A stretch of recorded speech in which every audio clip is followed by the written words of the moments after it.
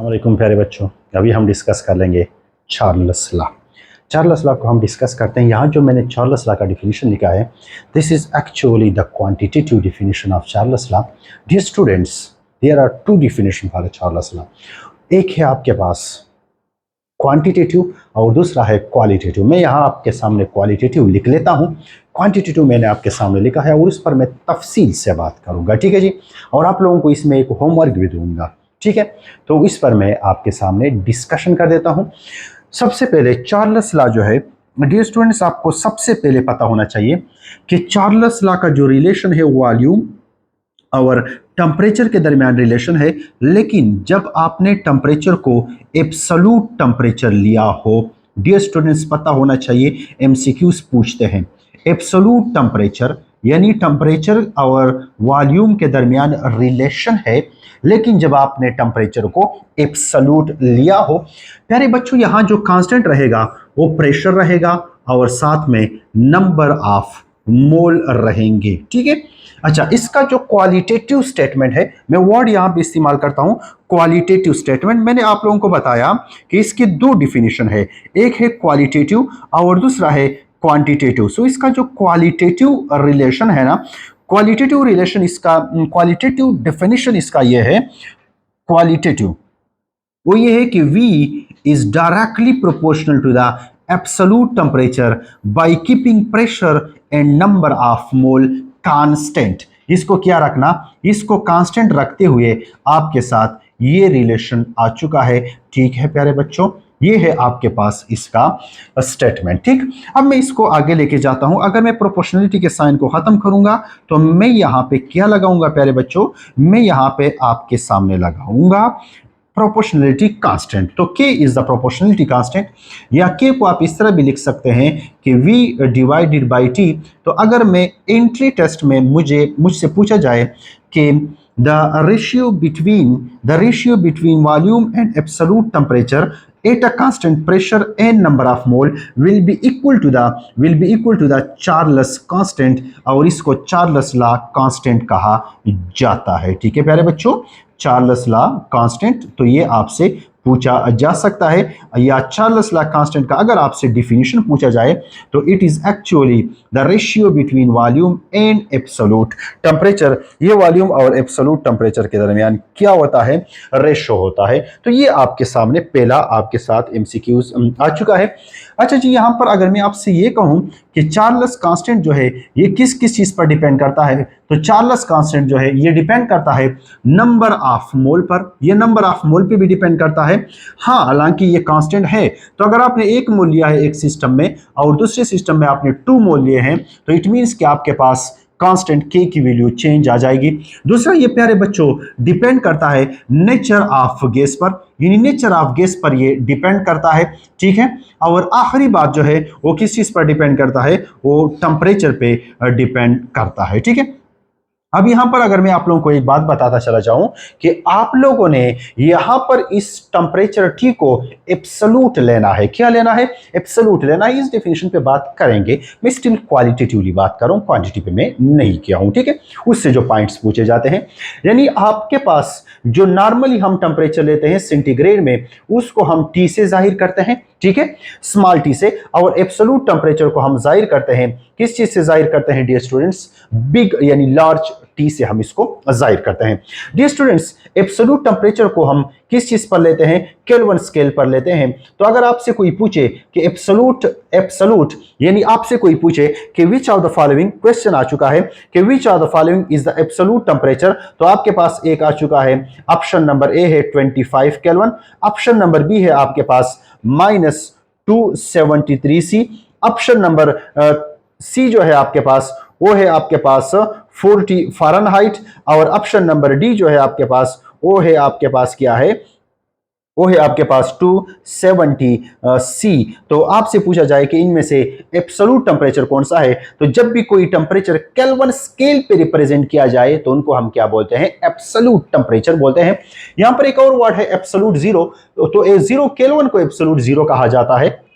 हर एक टेम्परेचर को जब आप केल्विन पे जाहिर करते हैं तो उसको एब्सोल्यूट टेम्परेचर कहा जाता है, नॉट एब्सोल्यूट जीरो, ठीक है जी। तो ये आपको पता होना चाहिए और इसको हम इस तरह से क्या करते हैं, रिप्रेजेंट करते हैं। सो ये आपके सामने मैंने राइटिंग की हुई है और यही बातें आपसे पूछी जा सकती है। तो अब यहाँ पे मैं एक और बात करूंगा और वो बात ये है कि आपको एक चीज का इल्म होना चाहिए कि केल्विन में जो टेम्परेचर होता है इज इक्वल टू द, यानी absolute temperature is equal to the, आपके पास जो सेंटीग्रेड में टेम्परेचर गिवन होता है प्लस 273, ये हम आपके पास क्या है, एब्सोल्यूट टेम्परेचर का ये आपके पास क्या है, इक्वेशन है। एब्सोल्यूट टेम्परेचर का ये आपके पास क्या है, इक्वेशन है कि आपके पास जो केल्विन टेम्परेचर है will be equal to the, यानी kelvin temperature will be equal to the centigrade plus 273। ये इसका फार्मूला है। अगर आप सेंटीग्रेड को बदलना चाहते हैं किस चीज में, केल्विन में, या आप कभी कभी फेडरल वाले इसके पीछे 16 भी लिखते हैं, पंजाब में इसकी वैल्यू 273.16 है,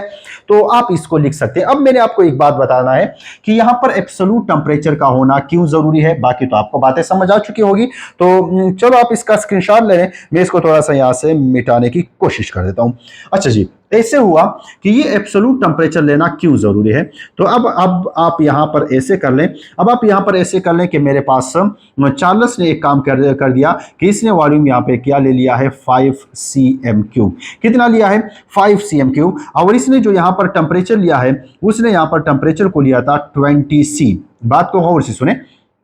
और उनको ये पता था कि there is a direct relationship between temperature and volume, ये तो इसका एक्चुअली लॉ था, ठीक है।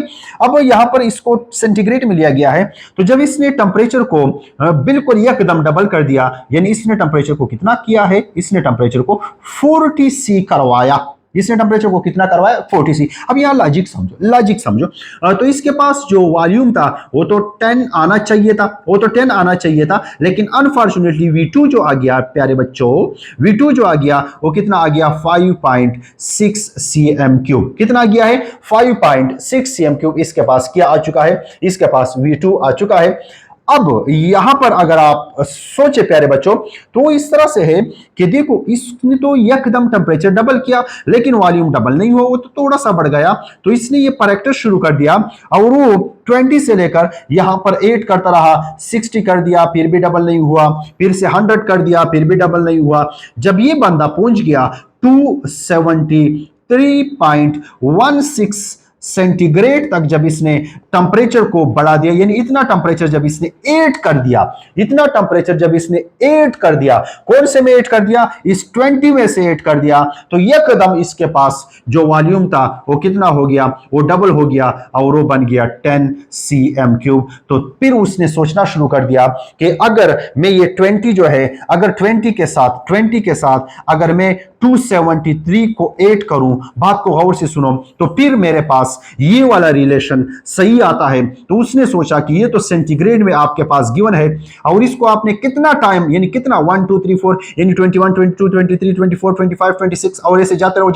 जब इसने इतना फिगर इसमें ऐड किया तो यह कदम डबल हुआ, यानी डायरेक्ट रिलेशन यहां पे कायम हुआ। तो जब इसने सोचा कि ये तो हमारे पास केल्विन इज इक्वल टू, यानी absolute temperature is equal to 20 C जो उसने लिया था, प्लस 273, यानी 273 टाइम जो उसने उसमें 8 कर दिया, तो इसने कहा कि अच्छा ये तो केल्विन के बराबर होता है, तो क्यों ना मैं कहूं कि V is directly proportional to the Kelvin, यानी T। डियर स्टूडेंट्स, ये केल्विन टेम्परेचर का कांसेप्ट यहां से आया है। होप सो आप इसको समझ चुके होंगे कि ये किस तरह से आ चुका है, ठीक है जी। चलो ये था आपके सामने थोड़ा सा explanation about the Charles law. अब मैं इसके क्वांटिटेटिव डिफिनीशन पे आता हूं और इसकी क्वांटिटेटिव डिफिनीशन जो है वो मैं आपको बता देता हूं। सबसे पहले समझो कि ये क्वांटिटेटिव डिफिनीशन का मतलब क्या है। देखो, वॉल्यूम बढ़ाने, वो टेम्परेचर बढ़ाने से वॉल्यूम बढ़ता है, ठीक है। अब मैं अगर 1 C या 1 केल्विन मैं टेम्परेचर बढ़ाऊंगा तो वॉल्यूम कितना बढ़ेगा, इसका क्वांटिटेटिव डिफिनीशन है। इसको हम क्या बोलते हैं, क्वांटिटेटिव डिफिनेशन, यानी कितना बढ़ेगा तो this is called qualitative definition. कितना बढ़ेगा, this is called quantitative definition. तो उसको मैं आपको बता देता हूं। देखो, मेरे पास एक सिस्टम है और वो सिस्टम मेरे पास क्या है, मेरे पास सिस्टम है, यहां पर टेम्परेचर जो है वो कितना है, 0 C है। कितना है, 0 C है। और इस टेम्परेचर को अगर मैं केल्विन में लेना चाहूं तो 0 C जो होता है ये 273 केल्विन के बराबर होता है, ठीक है बच्चों। और अगर जी जी जी, इस तरह से होता है। तो यहाँ पर जो वॉल्यूम है वो वॉल्यूम में लेट्स से सपोज करो वॉल्यूम जो है जीरो पर जो है इनिशियल जो वॉल्यूम है वो है 546। ठीक हो गया। अब मैं इस टेम्परेचर को बढ़ा रहा हूं, मैंने इस टेम्परेचर को 1 बढ़ा दिया, यानी टेम्परेचर हो गया T1 जो हो गया वो हो गया मेरे पास 1C। कितना हो गया? 1C हो गया। अब ये चीज आप अपने जहन में रखें कि जब टेम्परेचर यहां एक बढ़ता है तो नीचे भी एक बढ़ता है, ठीक है। यानी अगर 1 सेंटीग्रेड जो होता है, 1 सेंटीग्रेड जो होता है ये कितने के बराबर होता है? ये 1 सेंटीग्रेड 274 केल्विन के बराबर होता है, ये आपको पता होना चाहिए। यानी 1 degree rise over here, 1 degree rise will be occur over here, ठीक है। तो यहां पर भी 1 डिग्री राइज हुआ, और यहां इसको मैं छोटे से करूंगा, तो इसको अगर मैं बड़े से जाहिर करने की कोशिश करूं, क्योंकि एब्सोल्यूट टेंपरेचर है, तो मैं इसको बड़े से यहां पर ऐसे जाहिर करने की कोशिश करता हूं, तो ये हो जाएगा 274 केल्विन, ठीक है बच्चों। अब यहां पर इसने कहा कि अब मेरे वॉल्यूम में चेंज कितना आएगा, कितना वॉल्यूम में चेंज आएगा, चार्ल्स आपको यही बताएगा, यानी कितना इंक्रीज आएगा। आएगा तो इंक्रीज, क्योंकि हमने वॉल्यूम, क्योंकि हमने टेम्परेचर को इंक्रीज किया है। अब कितना इंक्रीज आएगा, यही इसका क्वांटिटेटिव डिफिनेशन है। उसने कहा कि ये जो आपके पास टोटल वॉल्यूम है, ये जो आपके पास क्या है, टोटल वॉल्यूम है, उसके साथ मल्टीप्लाई करो 1 डिवाइडेड बाई 273। इसको सॉल्व करो, ये जाएगा 1 से, ये जाएगा 2 से। तो इसने कहा कि जब आप अल्फाज को और सुने, जब आप 1 डिग्री टेम्परेचर को राइज करेंगे केल्विन में भी या सेंटीग्रेड में भी, और अगर आपके पास वॉल्यूम कितना हो 546 हो, तो इसमें कितना राइज आएगा? इसमें 2 का राइज आएगा। कितना राइज आएगा? 2 का राइज आएगा। इसने कैसे मालूम किया? इसने फार्मूला बताया है कि इसके जो ओरिजिनल वॉल्यूम पहले टेम्परेचर पे था, जो ओरिजिनल वॉल्यूम पहले टेम्परेचर पे था, तो 1 डिग्री राइज से 1 डिग्री राइज से 1 डिग्री राइज से, तो 1 डिग्री राइज से इसके जो वॉल्यूम में राइज आएगा, जो इंक्रीज आएगा, वो कितना आएगा? Original volume multiply by 170, original volume multiply by 1 over 273। या मैं आसान अल्फाज में बोलूं, ये जो ओरिजिनल वॉल्यूम है इसको 273 पे डिवाइड करो, इससे जो भी फिगर इससे आएगा वही इंक्रीज आएगा bye rising a temperature in 1 Celsius या 1 केल्विन। अगर मैं इसको उल्टा ले लूं, और मैं इसको डिक्रीज करना चाहूं, यानी अगर मैं टेम्परेचर को डिक्रीज करना चाहूं और मैं टेम्परेचर यहां पर ले लूं -1C, तो क्या वॉल्यूम में डिक्रीज आएगा कि नहीं आएगा? वो भी कितना आएगा? वो भी प्यारे बच्चों 2 सेंटीग्रेड 2 cm क्यूब आएगा। वो भी कितना आएगा? वो भी 2 cm क्यूब आएगा। तो डिफिनीशन ऊपर सुनो, मैंने बड़े आसान अल्फाज में समझाया। According to the Charles law, at a constant pressure the volume of given mass of a gas increases. पहला ऑप्शन इंक्रीजेस बताया है प्यारे बच्चों। दूसरा ऑप्शन डिक्रीजेस, गुलुन दामे मुखोदलो, डिक्रीज आएगा, कितना आएगा? 1 divided by 273 of its volume, उसका जो वॉल्यूम था। कब? जब टेम्परेचर आपके पास कितना था? 0C था। फॉर एवरी 1 डिग्री राइज और फॉल इन आ टेम्परेचर। दो डिफिनीशन शो, सोना डिफिनीशन शो दुआ संग जी। कता सो 1 डिग्री राइज रावलाई और कता सो 1 डिग्री फॉल रावलाई। वॉल्यूम के बराइज राजी या वॉल्यूम के बाद फॉल राजी, मतलब जमा दे वॉल्यूम के बाद इंक्रीज राजी गुलुनो या वॉल्यूम के बाद डिक्रीज राजी। सोना बराजी कि सुमरा वॉल्यूम था सरा इनिशियल यानी 0 सेंटीग्रेड, वो अगर बता सो मल्टीप्लाई कैसे सरा 1 डिवाइडेड बाई 273 चागा ना सोना फिगर रालो दल द चमासो को लेट से आखिशते हो, दल द चमासो को लेट से आखिशते हो ना को गुलुनो मा सोना आखिशते हो 546 नो चमाओ सर्कल द ऑपरेशंस ओकरो चदमा तकुम पर डिफिनेशन के खुद ली दी नो जमावले के चेंज सोना रातो 2 नो या डिक्रीज के देशी या इंक्रीज के देशी, डिपेंड्स अपॉन योर मूड। आप इंक्रीज कर रहे हैं या आप डिक्रीज कर रहे हैं, आपकी मूड पे डिपेंड करेगा। हम आपके मूड को डिस्टर्ब नहीं होने देंगे। बस आपने सिर्फ इतना ख्याल रखना है, ये जो डिक्रीज या इंक्रीज आएगा ना, ये 1 डिवाइड बाई 273 आएगा उसके ओरिजिनल वॉल्यूम का। ठीक है, समझ चुके हैं ना इस बात को? सो होप सो आप लोग इसको समझ चुके होंगे। अब यहाँ पर 2-3 पॉइंट्स आपके साथ डिस्कस करने हैं, फिर मैं जाता हूँ। मैं यहाँ पर 2-3 पॉइंट्स आपके साथ डिस्कस कर रहा हूँ। डियर स्टूडेंट्स, अगर मेरे पास 0C था तो मेरे पास वॉल्यूम कितना था? मेरे पास वॉल्यूम था वो था 546। cm³, ठीक है। अब अगर मैं ऐसे कर लूँ कि मैं इसको 1 इंक्रीज कर लूँ तो ये बन जाएगा 548 cm³। अगर मैं इसको यहाँ 10 इंक्रीज कर लूँ तो इसका हो जाएगा 566 cm³, ठीक है। यानी 2 टाइम, 1 से 2 टाइम तो 10 से कितना हो जाएगा 2, यानी 10 से कितना हो जाएगा इंक्रीज 20 को अगर इस फिगर ओरिजिनल से जमा किया जाए तो ये आता है, ठीक है।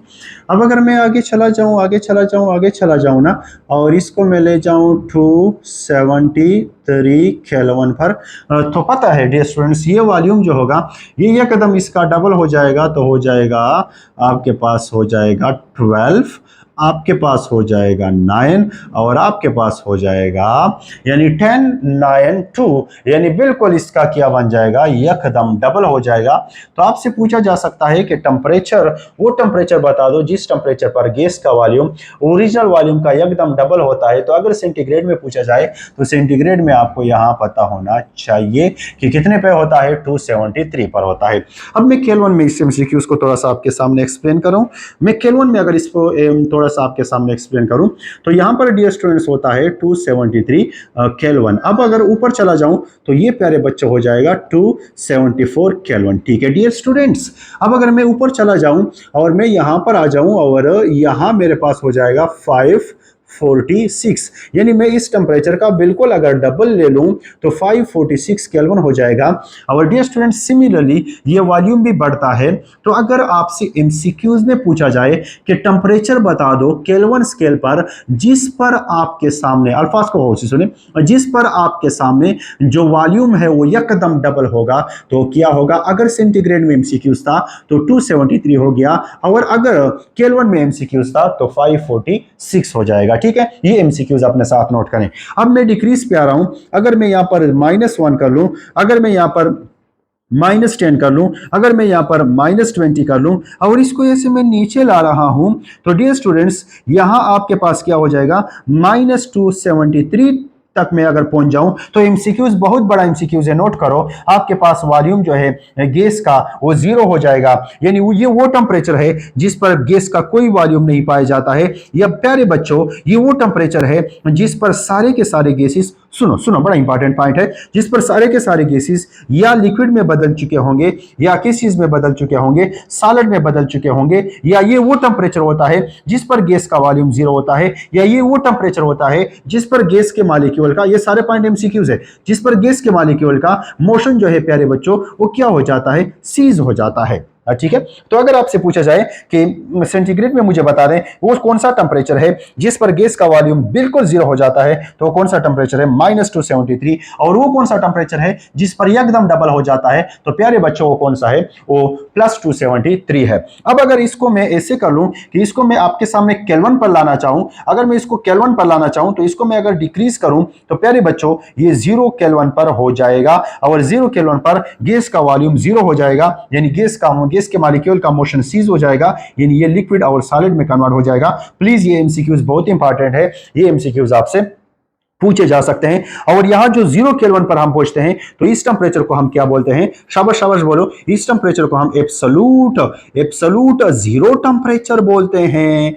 इसको हम क्या बोलते हैं, एब्सोल्यूट जीरो टेम्परेचर हम इसको बोलते हैं। यानी ये हमारे पास क्या है, ये हमारे पास एब्सोल्यूट जीरो टेम्परेचर है, इसको हम एब्सोल्यूट जीरो टेम्परेचर बोलते हैं, ठीक हो गया। सो एब्सोल्यूट जीरो टेम्परेचर, और बाकी जो केल्विन पे मैं जाहिर कर रहा हूं ना इसको एब्सोल्यूट टेम्परेचर कहा जाता है, उस पर बात हो चुकी है। सो ये आपके सामने डिस्कशन था डियर स्टूडेंट्स। अगर मैं यहां पर एक ग्राफ ड्रा करना चाहूं, ठीक है, चलो ग्राफ को दोबारा से ड्रा कर लेते हैं। इसको जस्ट आप अपने साथ नोट करें, इसमें जो एमसीक्यूज मैंने आपको बता दिए हैं उनको अपने साथ नोट करें। अब मैं यहाँ पर आपके सामने एक ग्राफ ड्रा करना चाहता हूँ। ये मेरे पास हो जाएगा वॉल्यूम और यहाँ पर मेरे पास हो जाएगा टेम्परेचर। टेम्परेचर को चूंकि मैंने सेंटीग्रेड में लेना है, छोटा सा टी लिख लेंगे यहाँ पर, ऐसे 0 हो जाएगा, यहाँ 0, और इस साइड पर हम ले लेंगे माइनस में आ जाएगा सारा, माइनस में आ जाएगा, ठीक है। और इस साइड पर हमारे पास किस चीज़ में आ जाएगा, प्लस में आ जाएगा, ठीक है। इस साइड पर हमारे पास सारा का सारा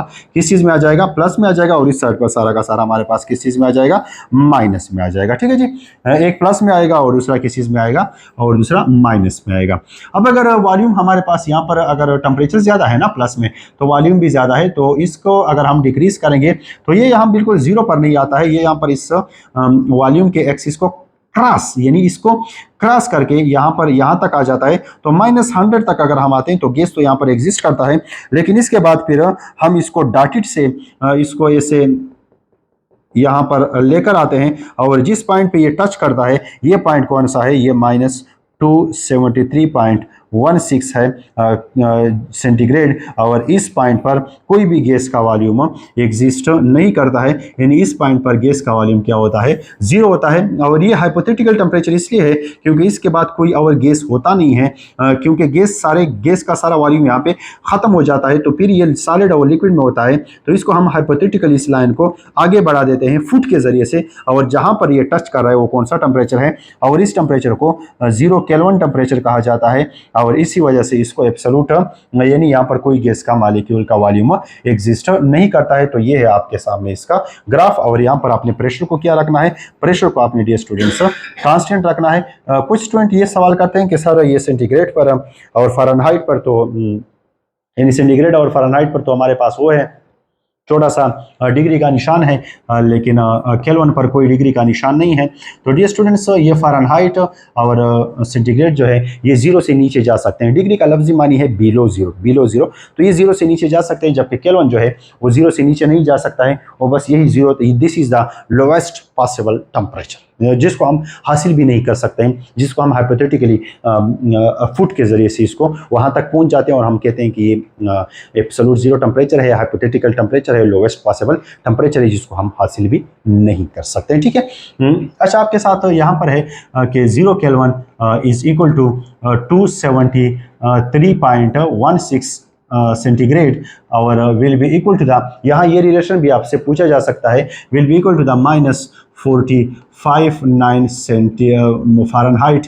ये आपसे शायद पूछा जाए कि 0 केल्विन कितने फ़ारेनहाइट के बराबर होता है, या 0 केल्विन कितने सेंटीग्रेड के बराबर होता है। तो ये एमसीक्यूज आपसे पूछा जा सकता है। बाकी मैंने आपके सामने डिस्कशन किया है, एब्सोल्यूट ज़ीरो क्या होता है, एब्सोल्यूट टेम्परेचर क्या होता है, चार्ल्स लॉ को क्यों एब्सोल्यूट टेम्परेचर पर लेंगे, चार्ल्स लॉ किस किस का रिलेशन है, ठीक है। ये सब कुछ मैं आपके सामने, अच्छा कौन से टेम्परेचर पर यकदम वॉल्यूम डबल होगा, कौन से टेम्परेचर पर यकदम वॉल्यूम जीरो होगा, कौन से टेम्परेचर पर कितना कितना इंक्रीज होगा, what is the quantitative definition of Charles law, ये मैं सब आपके सामने एक्सप्लेन कर चुका हूँ। अब एक लास्ट फार्मूला मैं यहाँ पर लिखना चाहूँगा कि V at a given temperature will be equal to the V initial into 1 plus T divided by 273, सही है। यानी आपके पास ये एक सिस्टम है, और इसका इनिशियल वॉल्यूम आपको गिवन है, और आपसे कहा जाए कि इसका इनिशियल टेम्परेचर 0 है, और आपसे फिर कहा जाए कि इसका वॉल्यूम मालूम करें अगर टेम्परेचर कितना हो जाए, अगर टेम्परेचर 10C हो जाए, तो इसका वॉल्यूम मालूम करने का फार्मूला मैंने आपके सामने लिखा है। टेम्परेचर को 10C आपने यहाँ पुट करना है, और ये वॉल्यूम तो आपने मालूम करना है, और यहाँ पर आपने इसका इनिशियल वॉल्यूम पुट करना है जो आपको गिवन होता है। तो फिर आपके पास वॉल्यूम आ जाएगा जिस भी टेम्परेचर पे आपसे रिक्वायर्ड हो, जब टेम्परेचर किस चीज़ में गिवन हो, जब टेम्परेचर आपको सेल्सियस में गिवन हो। प्लीज़ इस फार्मूले को अपने साथ नोट करें। This is also a quantitative part, यानी जो क्वांटिटेटिव डिफिनीशन था चार्ल्स लॉ का, ये उसी का हिस्सा है, ठीक है प्यारे बच्चों। तो ये भी आपको पता होना चाहिए। ये फार्मूला अपने साथ प्लीज़ नोट करें। जब आपको किसी भी टेम्परेचर पर आपसे जब वॉल्यूम रिक्वायर्ड हो, तो उस टेम्परेचर को यहाँ लगा लो, और इनिशियल वॉल्यूम लगा लो जो 0 पर आपको गिवन है, या किसी भी इनिशियल टेम्परेचर पर जो आपको गिवन है, और साथ में आप VT मालूम कर सकते हैं। इसके लिए हमारे पास जो ग्राफ है, उस ग्राफ को मैं आपके सामने ड्रा कर रहा हूँ। एक तो मैंने यहाँ पर वॉल्यूम और टेम्परेचर का ग्राफ ड्रा किया है, एक और ग्राफ मैं आपके सामने ड्रा कर रहा हूँ, और वो ग्राफ इस तरह से है। प्यारे बच्चों, वो ग्राफ इस तरह से है कि वो ग्राफ भी आपके साथ किस किस के दरमियान ग्राफ है, वो ग्राफ भी आपके साथ जो ग्राफ मैं ड्रा कर रहा हूँ वो भी वॉल्यूम और किसके दरमियान ग्राफ है, टेम्परेचर के दरमियान ग्राफ है। तो अगर इसको मैं यहाँ पर मालूम करना चाहूँ फिर तो मैं यहाँ पर जैसे 2-3 लाइन्स को ड्रा कर रहा हूँ, इसको जीरो से इसलिए टच नहीं कर रहा हूँ क्योंकि मैं मानता हूँ अगर टेम्परेचर कम है तो वॉल्यूम कम है, लेकिन वॉल्यूम जीरो होता नहीं है और ना हम इसको जीरो लेते हैं। तो डियर स्टूडेंट्स, जब आपके पास ये हो जाएगा P1 पर, ये हो जाएगा P2 पर और ये हो जाएगा P3 पर, मैं आपको यहाँ पर कुछ बातें बताने जा रहा हूँ कि P1 जो है वो सबसे कम है, फिर उसके बाद P2 जो है वो थोड़ा सा ज़्यादा हो गया और इसके बाद P3 जो है वो सबसे ज़्यादा हो गया। यानी यहाँ जो MCQ है वो ये है कि जब आपके पास ग्राफ हो बिटवीन वॉल्यूम एंड टेम्परेचर और आप इसको प्रेशर बढ़ा रहे हैं तो ये जो आपके पास इंक्लाइंड जो लाइन आता है ये किस एक्सिस के करीब आता है, टेम्परेचर वाले एक्सिस के करीब आता है, जबकि वॉल्यूम वाले एक्सिस से दूर भागता है। प्लीज़ ये MCQs अपने साथ नोट करें, अपने हाथ के नोट्स बनाया करें, तो फिर इंशाल्लाह आप लोगों के लिए बहुत सारा फ़ायदा होगा।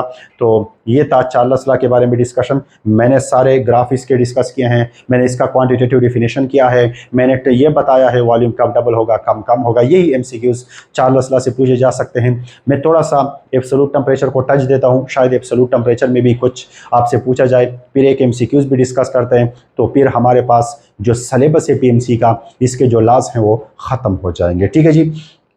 अच्छा, हमारे पास क्या है, absolute zero temperature. Absolute temperature इसको जस्ट हम रीड कहते हैं करते हैं absolute scale of the temperature and absolute zero.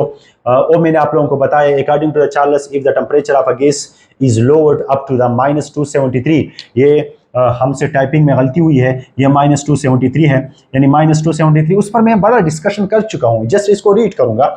The volume of a gas is become zero, जी बिल्कुल इस पर बात हो गई है।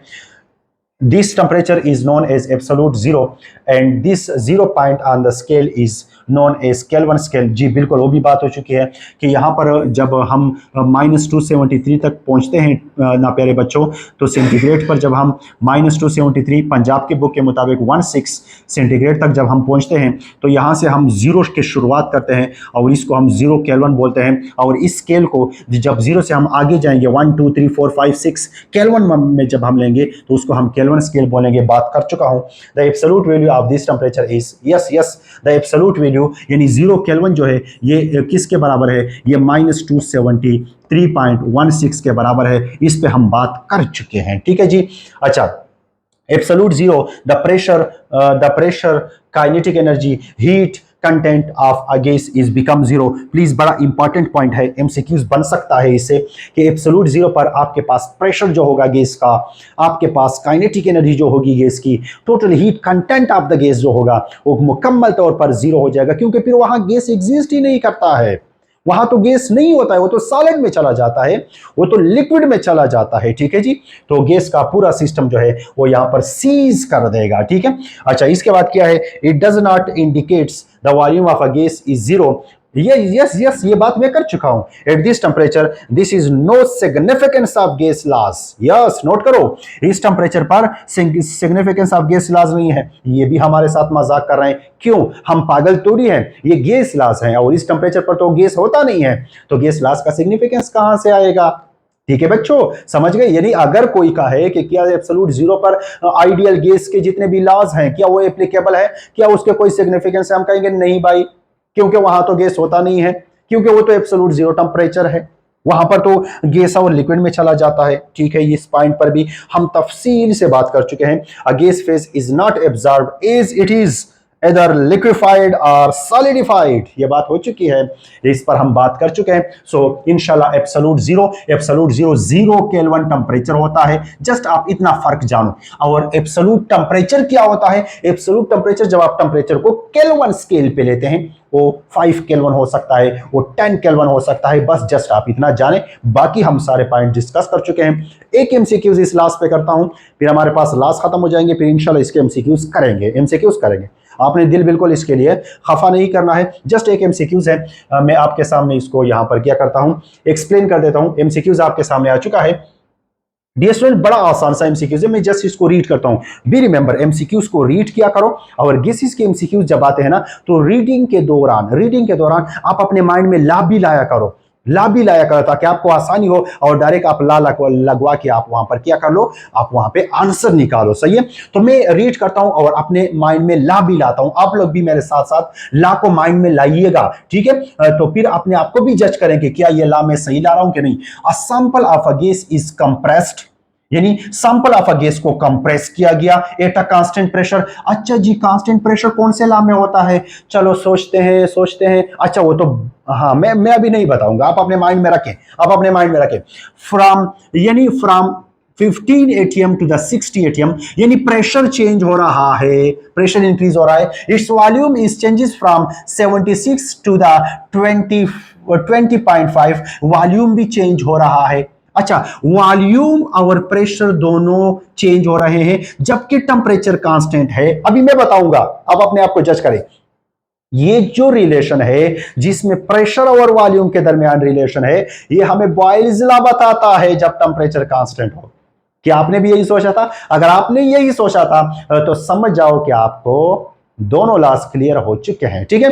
और वो हमें बताता है कि V is inversely proportional to the pressure, ये हमें बता देता है। और टेम्परेचर को अगर हम कांस्टेंट रखें तो डियर स्टूडेंट्स, अगर मैं प्रेशर को देखूं, प्रेशर 15 से हो गया है 60, इट मींस कि प्रेशर कितना टाइम इंक्रीज हुआ, 4 टाइम, यानी 4 मल्टीप्लाई बाई 15 60 हो जाएगा। ठीक है प्यारे बच्चों, समझ आ चुकी है ये बात। लॉजिकली इसको सॉल्व करें, स्मार्ट बन जाए। तो क्या अगर प्रेशर 4 टाइम इंक्रीज हो रहा है तो क्या वॉल्यूम भी, मैं स्टिल ऑप्शन पे नहीं गया हूं, मैं अपने नॉलेज को अप्लाई कर रहा हूं, मैं अपने नॉलेज को मैं एमसीक्यूज के साथ मैं खेल रहा हूं क्योंकि मुझे ला का पता चल चुका है। अब अगर मैं 76 को 4 टाइम डिक्रीज करूंगा तो इससे आएगा 19, इससे कितना आएगा 19, लेकिन जवाब में यहां आया है 20.5। इट मींस कि जितना प्रेशर ज्यादा हो चुका है उतना वॉल्यूम कम नहीं हुआ है, इट मींस कि ये बॉयल्स लॉ को ओबे नहीं कर रहा। अगर कोई गैस बॉयल्स लॉ को ओबे नहीं कर रहा है तो कौन सा गैस होता है? शाबाश, मैंने तो बोला था, मैंने तो स्टार्ट जब ले रहा था, all the gas laws are for ideal gas. अब अगर ये गैस लॉ को ओबे नहीं कर रहा है तो क्या ये आइडियल गैस हो सकता है? नो जी, ये आइडियली बिहेव नहीं करेगा। तो चलो ऑप्शन पे चलते हैं। पहला ऑप्शन है gas is absorb ideally. No जी, ये बॉयल्स लॉ को ओबे नहीं कर रहा है, तो ये तो हो गया। अच्छा, the gas behave non ideally. Yes, ये पॉइंट सही हो सकता है। अच्छा आगे चलते हैं। The volume of the gas increases. क्यों, हम पागल हैं, सामने लिखा गया है कि वॉल्यूम डिक्रीज हो रहा है। ठीक है, आगे चलते हैं। The gas is absorb on the wall on the vessels of, यानी ऑन द वेसल वॉल, यानी जो आपके पास वेसल है उसके वॉल पर गैस एब्जॉर्ब हो जाएगा। क्यों एब्जॉर्ब होगा? क्यों, ये कोई मालूम है कि इस पे एब्जॉर्ब हो रहा है? नहीं जी, इस पे एब्जॉर्ब भी नहीं होगा, तो ये ऑप्शन भी सही नहीं है। इंक्रीज भी सही है, नहीं है। वॉल्यूम तो डिक्रीज हो रहा है, बिहेव आइडियली भी नहीं कर रहा है। अच्छा, बिहेव नॉन आइडियली, तो ये ऑप्शन आपका क्या हो जाएगा? करेक्ट हो जाएगा। डियर स्टूडेंट्स, होप सो आपने बहुत कुछ मुझसे सीखा होगा। मेरा अगला टारगेट है general gas equation and its application. अब तक के लिए इतना ही। अपना बहुत सारा ख्याल रखिएगा, मेहनत जारी रखें। आप मुस्तकबिल के डॉक्टर हैं। अल्लाह हाफिज़।